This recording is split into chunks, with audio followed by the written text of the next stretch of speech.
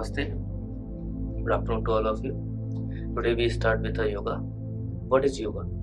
In a simple term, yoga is a derived from Sanskrit word yuj, which means to unite or a yoke. Now, unite in the term of universal soul is combined with a individual soul. That is yoga. But we talk in a physical word and a physical way. Yoga is a way through which we enjoy our life in a healthful manner, or we fit through the yoga. That is yoga. Yoga have so many parts like asan, pranayam, mudra, bandh, but we generally discuss about the asan, pranayam or dhyan. What is asan? Asan, in a what we can say, it is a posture that in which we hold our body in a particular posture. In Patanjali Yoga Sutra, there is one slok that is Sthir Sukham Asana, means a position in which we suitable or are sitting in a comfortable position, that called as asana.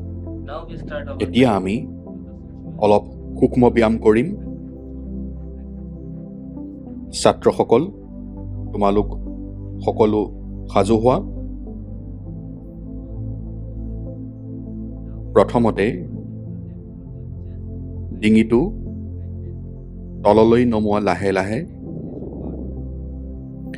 এতিয়া আকৌ ডিঙিটো ওপৰলৈ উঠোৱা।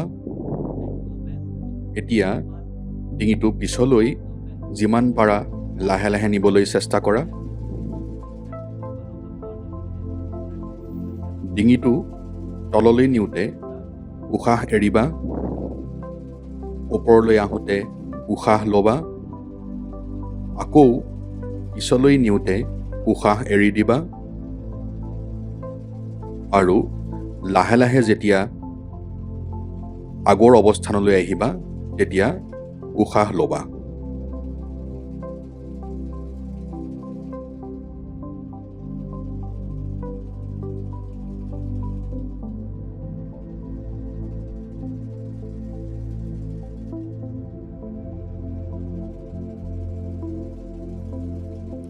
সূক্ষ্ম ব্যায়াম কৰিলে আমাৰ শৰীৰৰ বিভিন্ন অংগ প্ৰত্যংগ আমাৰ যিটো মূল আসন আছে সেই আসনটো কৰিবৰ বাবে কাৰ্যক্ষম হৈ উঠে। আমি দুটা সূক্ষ্ম ব্যায়াম কৰিলোঁ। এতিয়া আমি আমাৰ মূল আসনখিনি কৰিবৰ কাৰণে আগবাঢ়িছোঁ। এতিয়া আমি তাৰাসন কৰিম। তাৰাসন কৰিলে আমাৰ শৰীৰৰ ভাৰসাম্যতা ৰক্ষা হয়। শৰীৰত তেজ চলাচল ভালদৰে হৈ উঠে। তাৰাসন কৰিবৰ বাবে প্ৰথমে থিয় হ'ব লাগিব। দুয়োটা ভৰিৰ মাজত সামান্য ব্যৱধান ৰাখিব লাগিব। এতিয়া দুয়োখন হাত লাহে লাহে ওপৰলৈ উঠাই দুয়োখন হাতৰ আঙুলিবিলাক লগ লগাব লাগিব, আৰু এতিয়া লাহে লাহে ভৰিৰ বুঢ়া আঙুলিৰ ওপৰত থিয় হ'ব লাগিব। এইদৰে ভাৰসাম্য ৰক্ষা কৰিব লাগিব আৰু 10 ছেকেণ্ডৰ বাবে আসনটো ধৰি ৰাখিব লাগিব। 10 ছেকেণ্ড হোৱাৰ পিছত লাহে লাহে আসনটো এৰি দিব লাগিব। পিঠিৰ বিষ বা কঁকালৰ বিষ যদি আছে তেনেহ'লে তেনেকুৱা ধৰণৰ সমস্যাৰ পৰা এই আসনটোৰ জৰিয়তে সমাধান পাব পাৰি।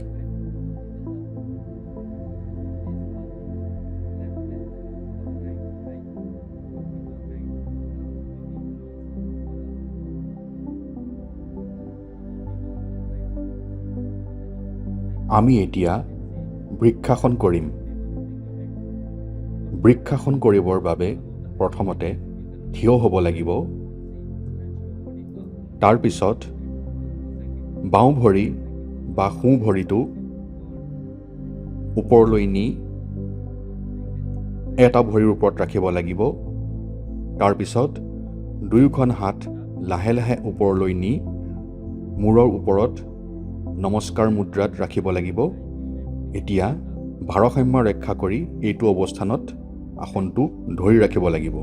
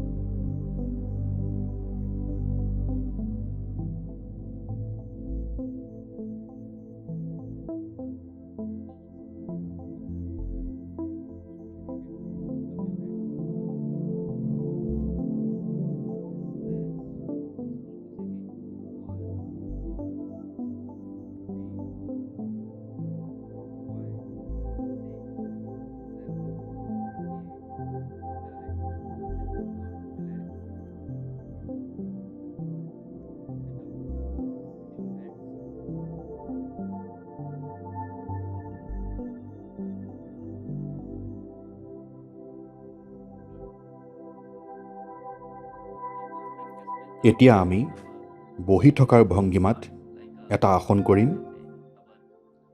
এই আসনটোৰ নাম হৈছে ভদ্ৰাসন।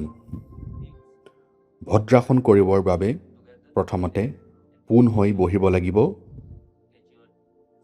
তাৰপিছত দুয়োটা ভৰিৰ তলুৱা একেলগ কৰি দুয়োখন হাত ব্যৱহাৰ কৰি দুয়োটা ভৰিৰ তলুৱা নিজৰ গাৰ ফালে যিমান পাৰে আনিবলৈ চেষ্টা কৰিব লাগিব। ভদ্ৰাসন কৰিলে ভৰিৰ মাংসপেশী শক্তিশালী হয়। যিসকলৰ ভৰিৰ অস্ত্ৰোপচাৰ হৈছে সেই ব্যক্তিসকলক এই আসনটো কৰিবলৈ বাধা দিয়া হয়।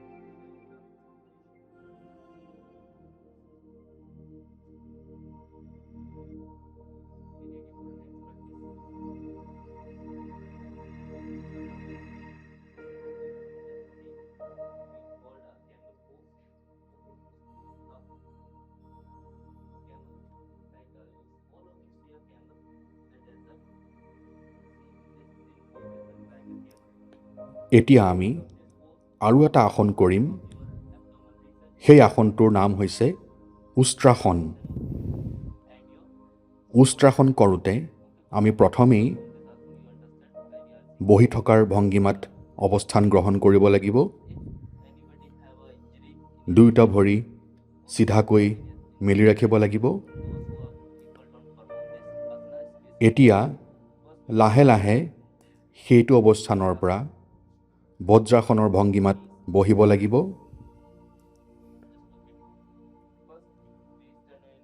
লাহে লাহে দুয়োটা আঁঠুৰ ওপৰত থিয় হ'ব লাগিব আৰু দুয়োখন হাতেৰে কঁকালত ধৰি পিছফাললৈ যিমান পাৰে সিমান যাবলৈ চেষ্টা কৰিব লাগিব। এই আসনটো প্ৰথমে 10 ছেকেণ্ডৰ বাবে ধৰি ৰখা হয় আৰু 10 ছেকেণ্ড শেষ হোৱাৰ পিছত লাহে লাহে আসনটো এৰি দি জিৰণি ল'ব লাগে। উষ্ট্ৰাসন কৰিলে শৰীৰৰ পিছফালৰ কঁকালৰ অংশত থকা বিষ দূৰ হয়। আমাৰ পাচন প্ৰক্ৰিয়া কাৰ্যক্ষম হৈ উঠে।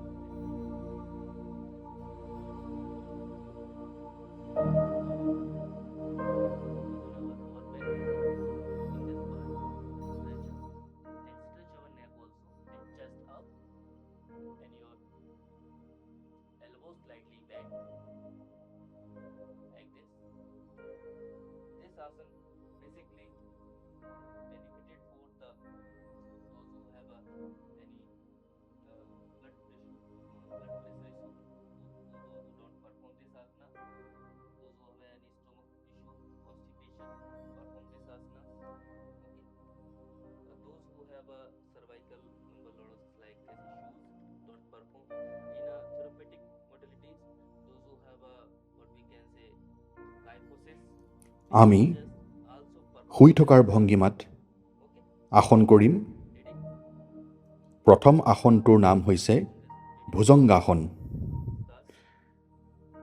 এই আসনটো কৰিবৰ বাবে প্ৰথমেই আমি প্ৰণ অৱস্থাত শুব লাগিব, মানে শৰীৰৰ পেটৰ অংশটো তললৈ কৰি পিঠিৰ অংশটো ওপৰলৈ ৰাখিব লাগিব। দুয়োটা ভৰি একেলগ কৰি দুয়োখন হাত ভৰিৰ কাষত ৰাখিব লাগিব। এতিয়া দুয়োখন হাত বুকুৰ কাষত ৰাখি এটা দীঘল উশাহ লৈ শৰীৰৰ ওপৰৰ অংশটো যিমান পাৰে ওপৰলৈ উঠাবলৈ যত্ন কৰিব লাগিব।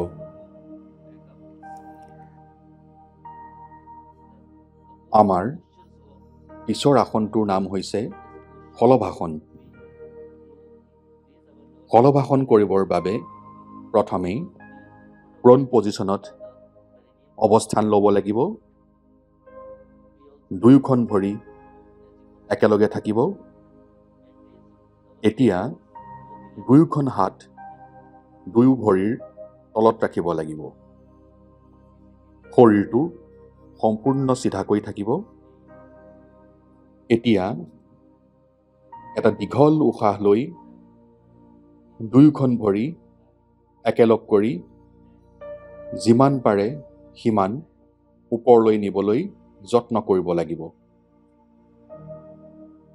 এই অৱস্থানটো প্ৰথমে 10 ছেকেণ্ডৰ বাবে ধৰি ৰখা হয়।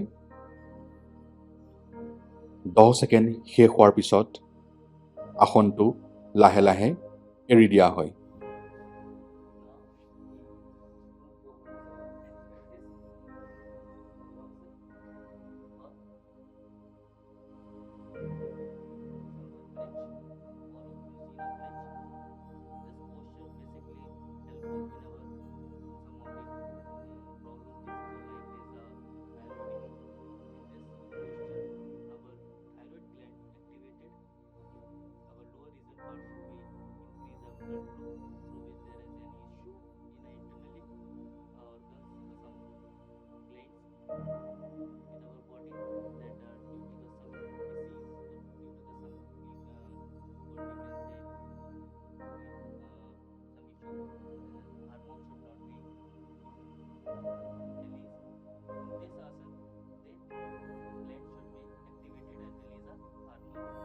মৎস্যাসন কৰিবলৈ প্ৰথমতে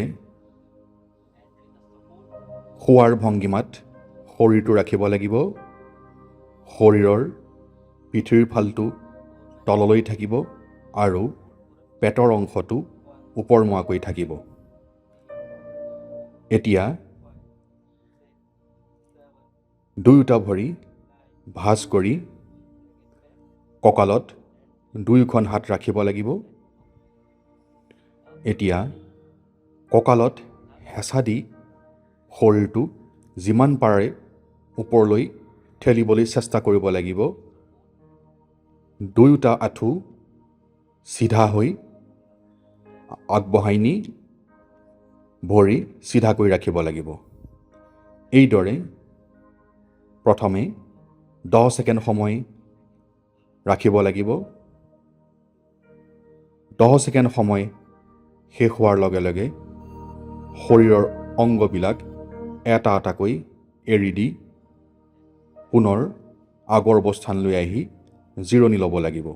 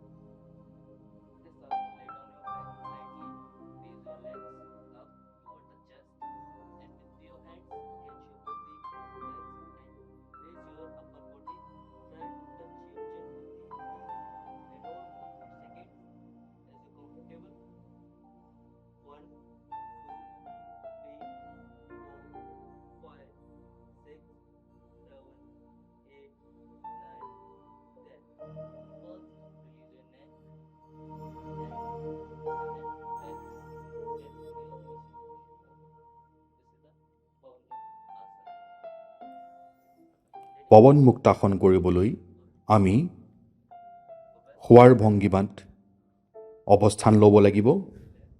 শৰীৰৰ পেটৰ অংশটো ওপৰমুৱাকৈ থাকিব। দুয়োটা ভৰি চিধাকৈ ৰাখিব লাগিব। এতিয়া লাহে লাহে আঁঠুত ভাঁজ কৰি দুয়োটা ভৰি বুকুৰ ফাললৈ আনিব লাগিব। এনে কৰোঁতে দুয়োখন হাতেৰে ভৰিত ধৰি নিজৰ বুকুৰ ফালে দুয়োটা আঁঠু আনিবলৈ যত্ন কৰিব লাগিব। শেষৰ আসনটোৰ নাম হৈছে শৱাসন। শৱাসনে সমগ্ৰ শৰীৰটোক জিৰণি দিয়াত সহায় কৰে। আমাৰ গোটেই আসনখিনি কৰি শেষ হোৱাৰ পিছত শৱাসন কৰিব লাগে। শৱাসন কৰিবলৈ আমি শোৱাৰ ভংগীমাত অৱস্থান ল'ব লাগিব। শৰীৰৰ পিঠিৰ ফালটো তললৈ থাকিব আৰু পেটৰ ফালটো ওপৰমুৱাকৈ থাকিব। দুয়োটা ভৰিৰ মাজত সামান্য ব্যৱধান থাকিব আৰু দুয়োখন হাত দুই কাষে থাকিব। আঙুলিবোৰ খুলি দিয়াৰ অৱস্থাত থাকিব। লাহে লাহে দুয়োটা চকু বন্ধ কৰিব লাগিব। এইদৰে কিছু সময় জিৰণি ল'ব লাগিব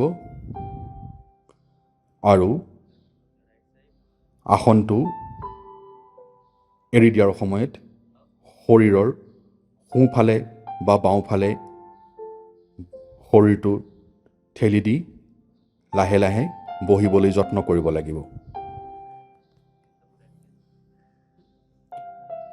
শৱাসনে শৰীৰক জিৰণি দিয়াত সহায় কৰে।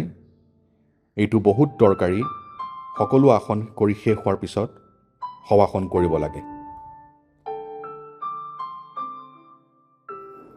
এতিয়া আমি ধ্যান কৰিম। ধ্যান কৰিবৰ বাবে আমি বহাৰ ভংগীমাত অৱস্থান ল'ব লাগিব। দুয়োটা ভৰি ভাঁজ কৰি এটাৰ ওপৰত সিটো ৰাখিব লাগিব আৰু দুয়োখন হাত বুকুৰ আগলৈ নি নমস্কাৰ মুদ্ৰাত ৰাখিব লাগিব। দুয়োটা চকু বন্ধ কৰি লাহে লাহে আমি ধ্যান কৰিব লাগিব। ধ্যান কৰোঁতে মনটো সকলো চিন্তাৰ পৰা আঁতৰত ৰাখি স্থিৰভাৱে ধ্যান কাৰ্যটো আগবঢ়াই নিব লাগিব। ধ্যান কৰিলে আমাৰ মগজুৱে বহুখিনি জিৰণি পায়, আমাৰ মানসিক শান্তি ঘূৰি আহে, এনজাইটি, ষ্ট্ৰেছ, টেনশ্যন, ডিপ্ৰেশ্যন এনেকুৱা ধৰণৰ মানসিক সমস্যাৰ পৰা হাত সাৰিব পাৰি। ছাত্ৰ ছাত্ৰীৰ মনোযোগ বৃদ্ধি পায় আৰু তেওঁলোকে পঢ়া শুনাত অধিক মনোযোগ দিবলৈ সমৰ্থ হয়।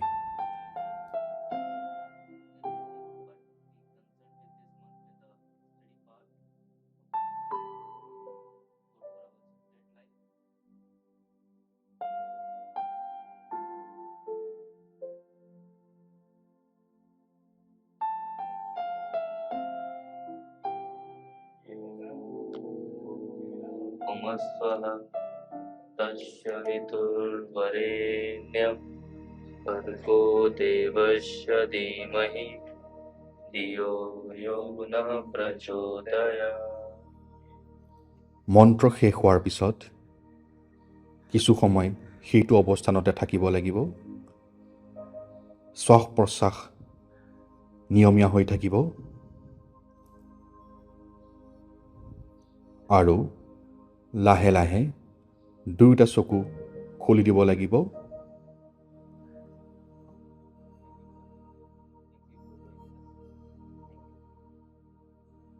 Okay. Yoga.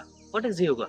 As we are talked about here, and so many times we heard yoga is a combination of personal soul, individual soul to the combination of universal soul. But it's not up to mount here. There are so many wide area in a yoga that is helpful so many people. There are so many age groups. One of the things that is yoga help to the students in a particular students like a school student, a college student. That yoga was so many helpful, like a stress management part. Through the yoga we reduce our stress, like what we can anxiety, hypertension, so many things. Through the asana, there are number of asanas, so many numbers of asanas, like 84 lakh asanas in a yogic text that we read out, but we are not completed totally 84 lakh asanas. So many some of the more what we can specify asanas that we perform in our daily life. Asanas like Brakshasana, okay, Tadasan, Bakrasan, Ustrasan. These are the basic asanas that helpful for a students or a student's life, in a student's life. Like Brakshasana. In a Brakshasana we balance our body with the mind. As a we perform as a Brakshasana is a balance making on a one leg, and another leg should be placed on a thigh. Balance should be not only basic made on a physical body, it is also made in our mind, in a mental level. In this asanas we concentrate on a particular point and concentrate and also balance the same time our body.